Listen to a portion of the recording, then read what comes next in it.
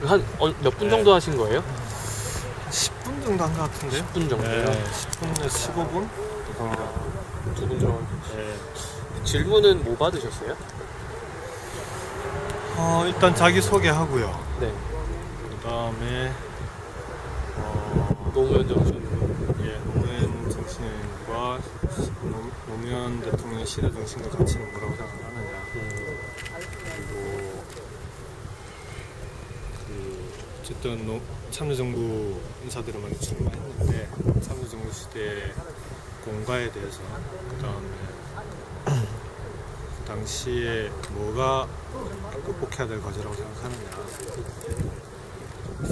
그리고 만약에 경선을 하게 된다면 김여울은 꼭 이겨야 되는 지역이니까 아름다운 경선을 통해서 서로 네거티브 상대방에 대한 공격 없이 그렇게 하겠느냐, 약속하느냐, 그런 거였습니다. 답은 어떻게 하셨어요?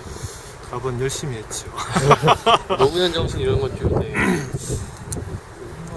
어쨌든 대통령님께서는 이제 상식과 원칙이 통하는 사회, 성실하고 정직하게 살아가는 사람들이 성공하는 사회, 이제 사람 사는 세상을 얘기하셨고, 그걸 이루는 방법으로는 바로 눈앞에 이익에 연연하지 않고 멀리 보고 길게 보는 것이 그 대의고, 그 대의가 또한 길게 보면 이익이다라고 생각하는, 자신의 손해를 마다하지 않고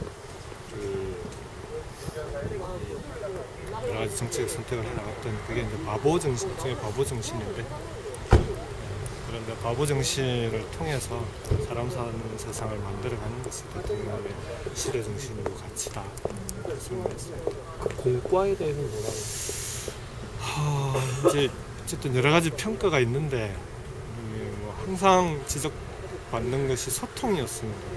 소통이었고, 근데 그 소통의 문제는 잘잘못 이전에 우리가 집권하면서 준비 과정이라고 합니다. 준비 과정에서 얼마나 잘 준비했느냐, 그 다음에 사람에 있어서도 인사 문제라든지 이런 부분들이 준비된 집권이었느냐라는 부분에 대한 자기 반성들이 있고 해서, 이번 총선 대선을 거치면서 지금부터 집권 이후에 여러 가지 계획들을 제대로 세우고 사람도 준비해서 국민들과의 소통이라고 하는 부분에 있어서는 SNS라는 열린 공간들을 잘 활용해서 시민 참여를 통한 그런 국정 운영의 새로운 시스템을 만들어 나간다면 참여정부의 그런 여러 가지 시행착오라든지 이런 부분들은 극복해 나갈 수 있지 않겠느냐, 그런 취지로 답변했습니다. 경선 승복하려는 질문에 대해서는 어떻게 답하셨어요? 경선에 승복하겠느냐라는 질문은 없었고요. 네. 그러니까 경선이 치러진다면 네.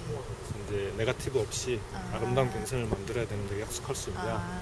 그다음에 그러니까 경선이든 아니든 간에 공천심사위원회 어떤 결론이 나든지 간에 그게 승복하겠느냐, 이 질문이었어요. 그런데 그 부분은 당원의 당연한 도리고요. 그 부분을 승복하는 것은 너무나 당연해요. 감사합니다.